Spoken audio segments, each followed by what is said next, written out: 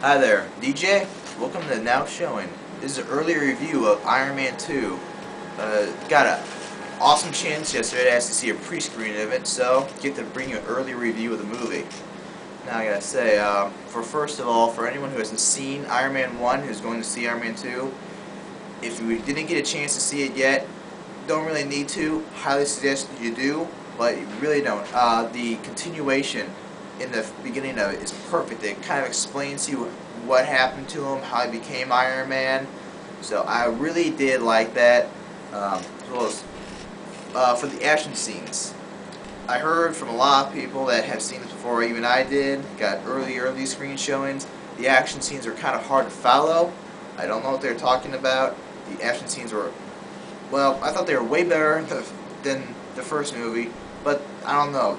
I kept up with it. They weren't too fast, weren't too slow. So I think whoever told me that, people told me that, getting a little old in age, possibly. Big thing also about this movie, Don Cheadle replacing Terrence Howard as James Rhodey Rhodes.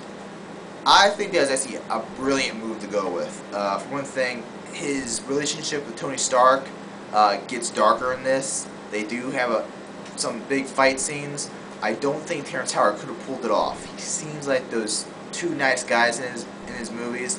I really don't think he could have pulled off the angry, the intense scenes that Don Cheadle pulled off in this movie, which were terrific between him and Tony Stark, especially in their fight scenes with one another. So if any of you know, from the fans of the comic book, War Machine and Iron Man do have a tussle at the beginning of their friendship when they get the suits. So I did like how he portrayed that. Let's see here. Now this is going to be a minor thing. I don't know, maybe big thing for comic book fans of Iron Man. The Scarlett Johansson who played Black Widow, she did not have an accent in this movie at all. Her Russian accent that she does in the comic books. That is missing. You would have thought maybe she would have had the American accent when she was being the spy for Stark, and then when she gets in the Black Widow outfit, she would go back into a Russian accent, but no accent. However, the outfit for Black Widow looked phenomenally awesome. Exact replicate from the comic books. I don't know if because of that they thought maybe they could get away with the accent, but there is no accent. However, I thought she did a phenomenal job with the action scenes. I'm kind of thinking maybe that's why they didn't show her talking during any of the trailers that were for this movie. Now, fans of Olivia Munn that knew she was in this movie, her part I thought was awesome. She looked amazing in the movie, so props to Olivia Munn from AOTS. I did very much like the updated look of Whiplash. Definitely from the comic books to this, he looked very sleek. You can definitely tell it was designed originally from the Iron Man suit. With a little more modifications, but I love the look of it. Kind of reminded me of a very much updated Ironmonger from the first movie, just with electrical whips, which is very cool looking. The Iron Man suits, the Marks 4, 5, and 6 suits, all looked amazing. Very sleek, aerodynamical. The suits kept getting better and better as they showed it, especially the last final suit they showed, the Mark 6 suit with the triangle chest piece. Very cool looking. Let's see here. Oh, and also the big thing was the suitcase of armor. I really loved how they did this. Making the entire suitcase the actual armor itself. Phenomenal job on that. How it came around him and everything is completely believable, I thought at least. So, just another great part of the movie.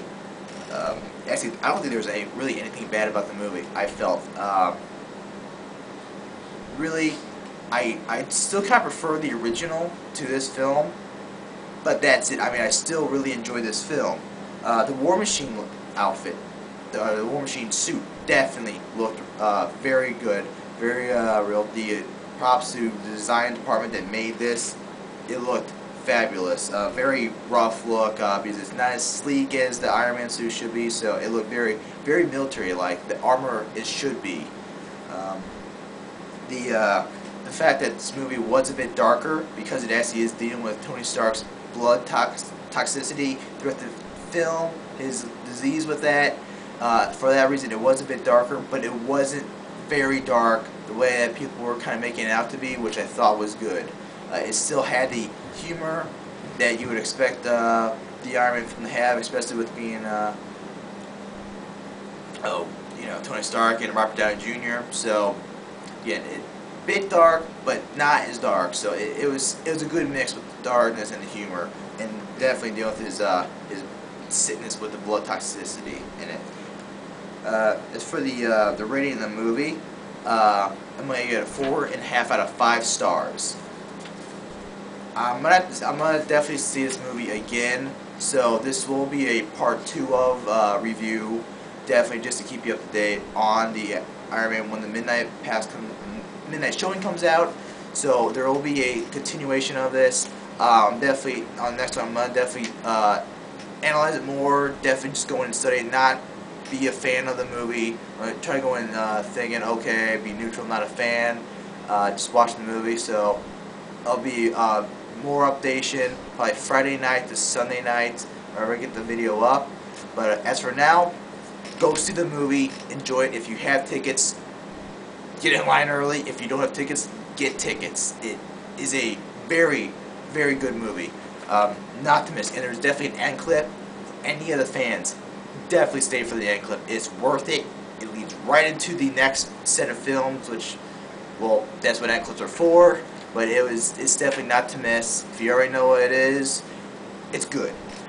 So until the second part of this review, I guess the theater doors aren't closed yet. So I'll see you for the second part when I officially see the midnight preview, or midnight showing tomorrow night, midnight of I guess Friday morning.